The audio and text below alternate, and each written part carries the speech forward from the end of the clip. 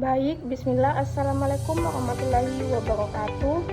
Baik, perkenalkan nama saya Fitra Yupaisa Putri dengan NIM 20240501030051. Nah, pada kesempatan kali ini saya akan mereview materi akuntansi biaya dari kelompok 8 sampai kelompok 14.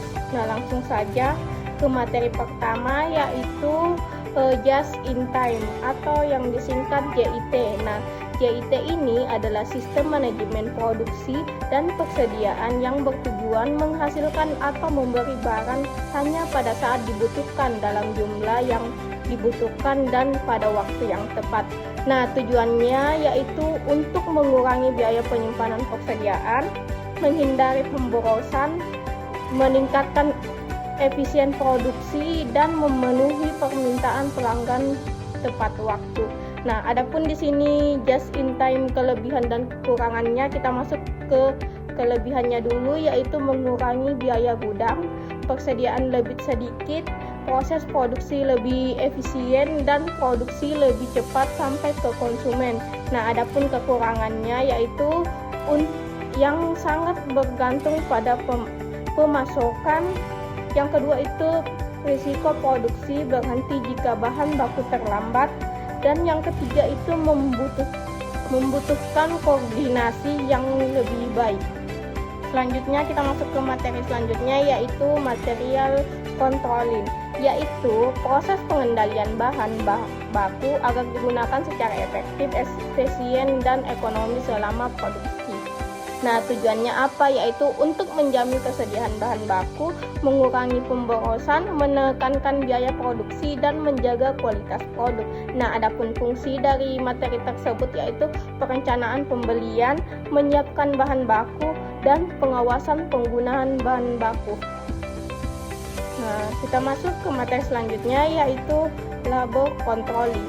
Nah, labor controlling ini adalah proses pengendalian tenaga kerja agar bekerja secara efektif, efisien, produksi sesuai target perusahaan. Nah, tujuannya untuk meningkatkan produktivitas tenaga kerja, mengendalikan biaya tenaga kerja, dan mengurangi waktu kerja yang tidak produktif. Nah, bentuk pengendaliannya dibagi menjadi 3, yaitu pengawasan jam kerja, peningkatan kinerja, dan pelatihan karyawan. Kita masuk ke materi selanjutnya, yaitu victory over controlling. Nah, materi ini menjelaskan bahwa pengendalian terhadap biaya overhead pabrik agar penggunaannya tetap efisien. Nah, tujuannya yaitu mengendalikan biaya overhead, mengurangi pemborosan, dan meningkatkan efisien produktif.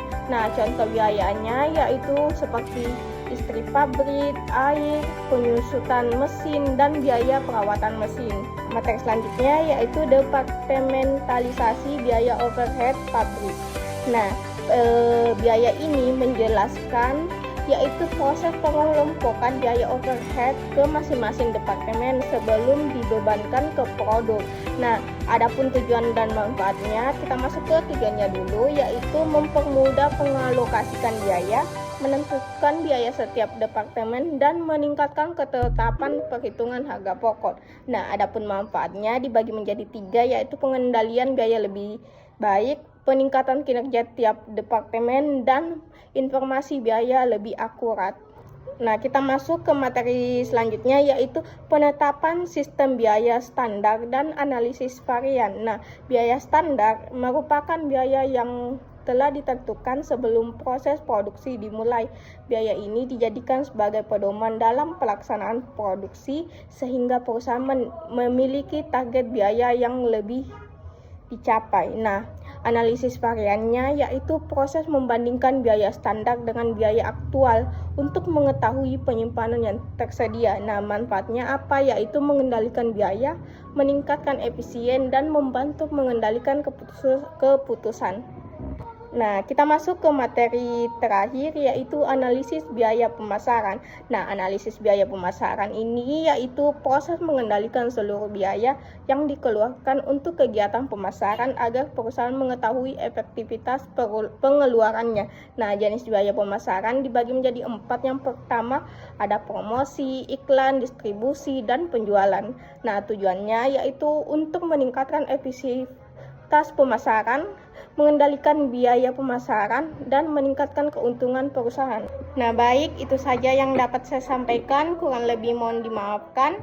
Wabillahi taufiq wal hidayah. Wassalamualaikum warahmatullahi wabarakatuh.